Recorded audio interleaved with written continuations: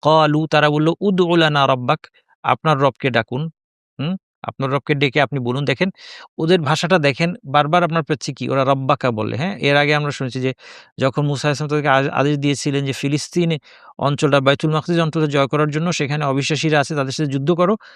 তারা বলল যে না এরা ইন্না ফিহা কওমান জাব্বারিন, এরা অনেক শক্তিশালী। ওয়া ইন্না লান নাদখুলাহা হাত্তা ইয়াখরুজু মিনহা, সেখান থেকে বের না হওয়া পর্যন্ত আমরা সেখানে প্রবেশ করব না। এবং তারপর তারা বলল ইযহাব আনতা ওয়া রাব্বুকা ফাকাতিলা, আপনি এবং আপনার রব গিয়ে যুদ্ধ করেন। আপনারা দিয়ে যুদ্ধ করেন গিয়ে। হ্যাঁ? আমরা বলি আমাদের রব, রব্বানা, হে আমাদের রব, রব্বি আমার রব, তাই না? রবের সাথে তো আমার অনেক গভীর সম্পর্ক, আমার রব। কিন্তু তারা খালুদুনা রব্বানা আর বলে না। তারা বলে খালুদুনা রব্বাক। তারা ১ম এই নিজেকে আল্লাহ থেকে দূরে ঠেলে দিচ্ছে। যে আপনার রবকে ডেকে আপনি জিজ্ঞেস করেন ইউবাইয়িল্লানা মাহি, ইউবাইয়িল্লানা, আমাদের জন্য তিনি যেন স্পষ্ট করে দেন।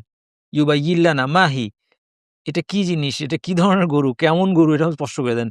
মুফাসসিররা বলছেন তারা যদি একটা গরু ধরে সাথে, সাথে জবাই করে দিত, এটাই তাদের কর্তব্য ছিল। বিলম্ব না করে আল্লাহর আদেশ পালন করা। তাদের কাজ সহজ হয়ে যেত।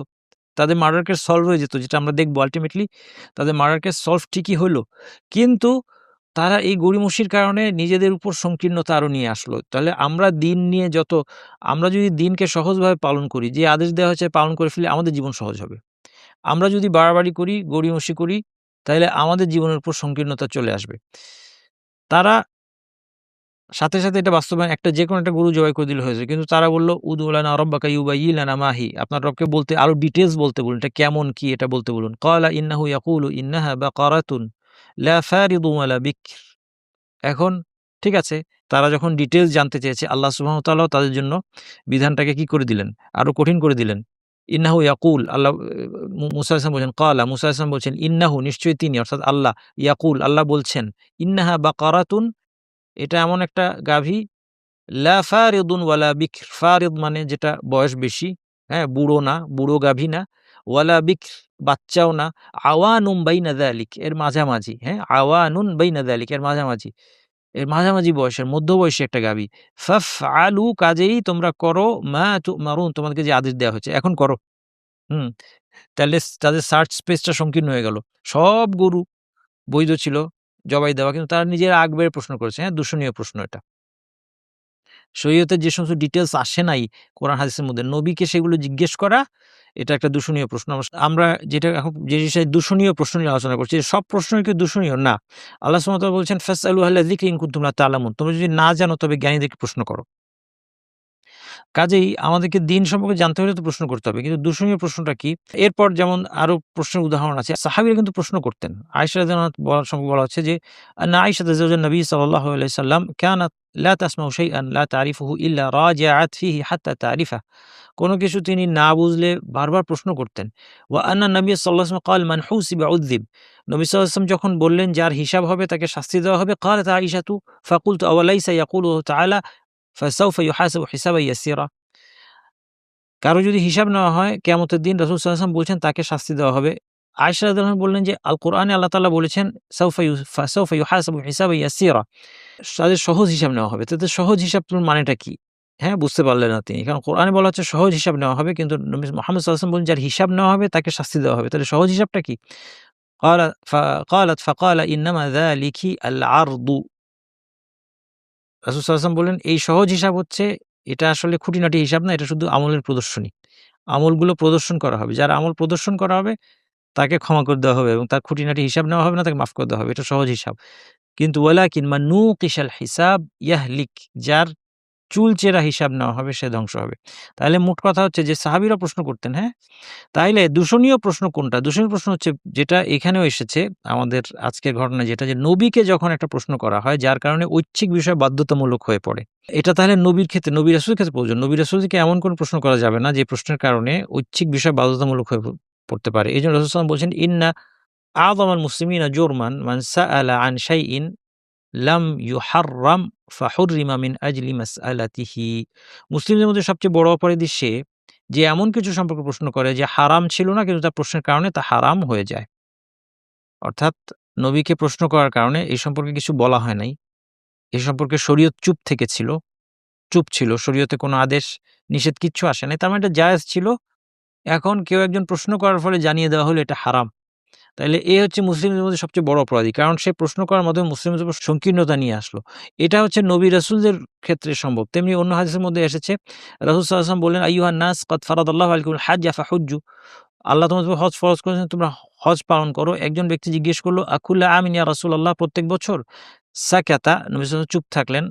হাত্তা ক্বালাহা সালাসান, ৩ বার জিজ্ঞেস করল এই ব্যক্তি যে, "আমরা কি প্রতি বছর হজ করব?" রাসূল সাল্লাল্লাহু আলাইহি ওয়াসাল্লাম বললেন, "লাউ কুলতু নাআম লাওয়াজাবাত।" আমি যদি হ্যাঁ বলে দিতাম তোমাদের উপর ওয়াজিব হয়ে যেত। ওয়ালা মাসতাতাতুম, তোমরা কখনো এটা করতে পারতে না। এরপর তিনি বললেন, "যারুনি মা তারাকতুকুম।" তোমাদেরকে আমি কিছু বলছি না ততক্ষণ আমাকে ঘাঁটিও না, ছেড়ে দাও। ইন্নামা হালাকা মান কানা ক্বাবলাকুম বিকাসরাতি সুআলিহিম ওয়া ইখতিলাফিহিম আলা আনবিয়াইহিম। তোমাদের পূর্ববর্তীরা এই যে বনু ইসরাইল, তারা ধ্বংস হয়েছে কি জন্য? তারা ধ্বংস হয়েছে যে তারা বেশি প্রশ্ন করত এবং নবীদের সাথে বিরোধিতা করত। অর্থাৎ মতবিরোধমূলক প্রশ্ন এগুলো। হ্যাঁ, গরু জবাই করব। কোন গরু? কি গরু? রং কি? এগুলো হচ্ছে মতবিরোধপূর্ণ প্রশ্ন। গড়িমসির প্রশ্ন। ফাইদা আমারতুকুম বিশাইইন ফাতু মিনহু মাসতাতাতুম, আমি কোন আদেশ দিলে সাধ্যমতো এটা পালন করো। ইদা নাহাইতুকুম আন শাইইন ফাদাউহু, আর কোন কিছু নিষেধ করলে টোটালি সেটা তোমরা ছেড়ে দাও। কিন্তু আমার জীবদ্দশায় আমাকে তোমরা অনর্থক প্রশ্ন করো না। আচ্ছা, এই হচ্ছে, তাইলে আমরা বুঝতে পারলাম দূষণীয় প্রশ্নটা কোনটা, যেটা নবী রাসূলদের উপস্থিতিতে শরীয়ত সম্পর্কে অতিরিক্ত বাড়িয়ে প্রশ্ন করা অথবা গড়িমসির জন্য। এরপরে খুঁটিনাটি সম্পর্কে অপ্রয়োজনীয় প্রশ্ন। এটাও অনেকে অনেক প্রশ্ন করে, অনেক খুঁটিনাটি জানতে চান। হ্যাঁ, খুঁটিনাটি সম্পর্কে অপ্রয়োজনীয় প্রশ্ন যেটার মধ্যে কোনো ফায়দা নাই। যেমন এখন যদি আপনারা প্রশ্ন শুরু করেন যে গরুর কোন অংশটা দিয়ে আঘাত করেছ? যদিও ইসরাইলিয়াতের মধ্যে এই বর্ণনাও আসছে। কিন্তু এটা নিয়ে যদি আপনারা খুব বেশি ব্যস্ত হয়ে যান, যে এই যে গরুর একটা অংশ দিয়ে আঘাত করার ফলে মৃত ব্যক্তি জীবিত হলো, গরুর কোন অংশ ছিল এটা? এটা কি গরুর রানের অংশ ছিল নাকি সিনার অংশ ছিল? এই ধরনের খুঁটিনাটি প্রশ্ন, এগুলো অপ্রয়োজনীয়। তেমনি বনু ইসরাইল যেসব প্রশ্ন করেছে এগুলো খুঁটিনাটি প্রশ্ন, অপ্রয়োজনীয় ছিল। হ্যাঁ? গরুর রং কি? বয়স কেমন? এগুলোর তো কোনো দরকার ছিল না, যেকোনো গরু জবাই দিলে হতো। নিছক জানার জন্য প্রশ্ন করা। অনেকে কৌতূহলবশত প্রশ্ন, "আচ্ছা, এটা ইসলামের বিধানটা এখানে কি এরকম?" সে ইসলামের কোনো বিধানই পালন করে না। কিন্তু তার কৌতূহল। এই ধরনের কৌতূহল দর্শনীয়। কারণ প্রশ্ন করতে হবে, আমার জানতে হবে কিসের জন্য? মানার জন্য। এমন বিষয় অনুসন্ধান করা যেটা জানানো হয়নি। অনেক বিষয় আছে যে সময় কোনো উল্লেখ নাই। তো আমরা এগুলো নিয়ে প্রশ্ন করতে যাব না। এগুলো নিয়ে প্রশ্ন করাটাই নিষেধ, হ্যাঁ? আল্লাহ সুবহানাহু ওয়া তাআলা রাতের শেষ তৃতীয়াংশে ১ম আসমানে অবতরণ করেন। এখন এটা নিয়ে প্রশ্ন করা যাবে না যে দুনিয়ার একেক জায়গায় এত শেষ তৃতীয়াংশে একেক একেক সময় হয়। তাহলে কিভাবে অবতরণ করেন? না, এই কিভাবে উত্তর আমাদের জানা নাই। আল্লাহকে আমরা কম্পেয়ার করে বুঝতে পারব না। কিভাবে প্রশ্ন করা যায় একটা বস্তুর সাথে আরেকটা বস্তু কম্পেয়ার করা সম্ভব হলে? আল্লাহ সুবহানাহু ওয়া তাআলা কোন নিয়মের অধীন না। সুতরাং আল্লাহ সুবহানাহু ওয়া তাআলা যতটুকু বলেছেন, যতটুকু জানানো হয়েছে এইটাতে থেমে যেতে হবে। আর তারপরে এটা কিভাবে হয়, একেক দেশে রাত তো সারাদিনই কোথাও না কোথাও রাতের শেষ তৃতীয়াংশ থাকতেছে পৃথিবীতে। তাহলে কিভাবে কি হচ্ছে, এইগুলো প্রশ্ন করা যাবে না। এটা এমন বিষয়, এটা আমাদেরকে জানানো হয়নি। অপ্রস্তুত করার জন্য প্রশ্ন করা যাবে না। যেটা আজকাল অপ্রস্তুত এবং বিভেদ সৃষ্টি করার জন্য প্রশ্ন। অনেক ভাইয়েরা আজকাল এই প্রশ্নগুলি করে থাকেন। তাদের অন্তরে রোগ আছে, হ্যাঁ? তাদের উচিত আল্লাহর কাছে অন্তরের রোগ থেকে আশ্রয় চাওয়া। আমরা সবাই। তারা আমরা বলে কোনো কথা নেই। আমাদের অন্তরে রোগ আছে। আর অন্তরের রোগের একটা প্রকাশ হচ্ছে মানুষকে অপ্রস্তুত করা অথবা বিভেদ তৈরির জন্য প্রশ্ন করা। একজনকে প্রশ্ন করে তারপর ২ জন আলেমের ছবি দিয়ে থাম্বনেইল বানায়, হ্যাঁ? ভিডিও ছাড়া যে উনি এটা বলছেন, উনি উনার বিরুদ্ধে কথা বলছেন। বিভেদ তৈরি করার জন্য প্রশ্ন। এই জিনিসগুলো আমাদের সমাজে উপস্থিত। যে পরিস্থিতি উদ্ভব হয় নাই সেটা নিয়ে প্রশ্ন। আমি এটা ঘটনা বলতে আগেও বলেছি যে একবার ছোটবেলায় আমাদের প্রশ্ন উত্তরের একটা ম্যাগাজিন ছিল। ওই ম্যাগাজিনে ইসলামি প্রশ্ন উত্তর থাকতো। তো এটা আমরা খুব পড়তাম। তো ওই প্রশ্ন উত্তরের সংকলনও বের হতো। তো এখানে মানে পড়তে মজা লাগতো, ওইজন্য পড়তাম। আমি বুঝে পড়তাম না। তো ওইখানে একজন প্রশ্ন করেছে, মুফতিকে প্রশ্ন করেছে যে, "চাঁদে গেলে কিভাবে নামাজ পড়বো আমরা? কিবলা কোন দিকে হবে?" তো মুফতি উত্তর দিয়েছে যে, "আপনি চাঁদে যান, তারপর আমাদেরকে লিখবেন, তখন আমরা আপনাকে জানাবো। চাঁদে যেতে পারলে আপনি চাঁদ থেকে চিঠি লিখবেন, আমরা প্রশ্ন উত্তর দিব।" তাহলে সুন্দর উত্তর দিয়েছেন তিনি। কারণ এটা এমন পরিস্থিতি যেটা উদ্ভব হয়নি। আচ্ছা।